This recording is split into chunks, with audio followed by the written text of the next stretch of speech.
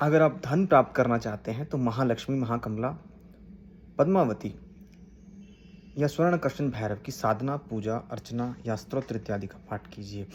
अगर आप बल और बुद्धि प्राप्त करना चाहते हैं तो भगवान हनुमान जी का पाठ, मंत्र या स्तोत्र इत्यादि का पाठ कीजिए।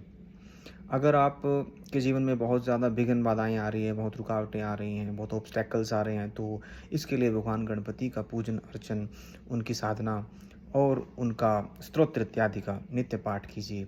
अगर आप पर बहुत ज़्यादा मुकदमे हो गए हैं, तो आप माँ बगलामुखी का पाठ, मंत्र, जप, स्तोत्र इत्यादि का पाठ कीजिए। और अगर आपको संतान प्राप्त नहीं हो रही है, तो भगवान कृष्ण जी का पूजन अर्चन, उनका स्तोत्र, मंत्र इत्यादि का पाठ कीजिए।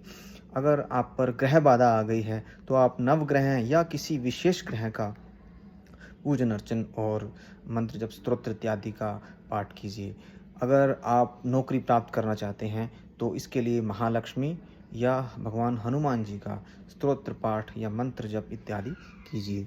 अगर आप पर कोई नेगेटिव एनर्जी यानी कोई भूत, प्रेत, पिशाच कोई आप पर हावी हो गया हो, तो इसके लिए भगवान भैरव, नरसिंह और हनुमान जी का पूजा अर्चना, स्तोत्र और मंत्र जप का आप पाठ इत्यादि कर सकते हैं। अगर आपको बहुत डर लग रहा है, आपकी विल पावर बहुत कम हो गई है, तो इसको बढ़ाने के लिए आप महाकाली का पूजन अर्चन, उनकी साधना, स्तोत्र, मंत्र जप इत्यादि आप कर सकते हैं। अगर आपको जीवन में ज्ञान प्राप्त करना चाहते हैं, तो इसमें महासरस्वती का आप पूजन अर्चन और पाठ इत्यादि और मंत्र जप इत्यादि कर सकते हैं। अगर आप विद्या प्राप्त करना चाहते हैं, तो इसके लिए नील सरस्वती का पूजन अर्चन और पाठ इत्यादि आप कर सकते हैं। अगर आप भूमि प्राप्त करना चाहते हैं, तो इसके लिए मंगल ग्रह का पूजन अर्चन और उसका स्तोत्र इत्यादि आप नित्य पाठ कर सकते हैं। अगर आप जीवन में यश, मान, कीर्ति प्राप्त करना चाहते हैं, तो भगवान सूर्य को अर्घ्य प्रदान करें और आदित्य हृदय स्तोत्र का पाठ करें और उनसे संबंधित जो भी स्तोत्र और जो भी मंत्र इत्यादि है उसका पाठ करें।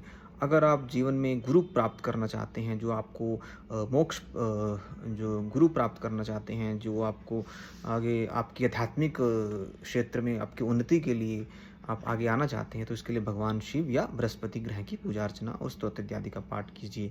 अगर आप जीवन में मोक्ष प्राप्त करना चाहते हैं, तो मोक्ष प्राप्त करने के लिए भगवान गुरुदेव का पूजन अर्चन, स्तोत्र इत्यादि का पाठ कीजिए।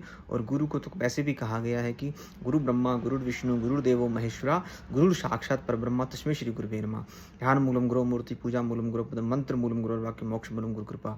तो गुरु से बढ़कर कुछ नहीं है। सभी देवी देवताओं का जो समाहित है, जो वो गुरु के अंदर ही है और गुरु मूल रूप से होते हैं।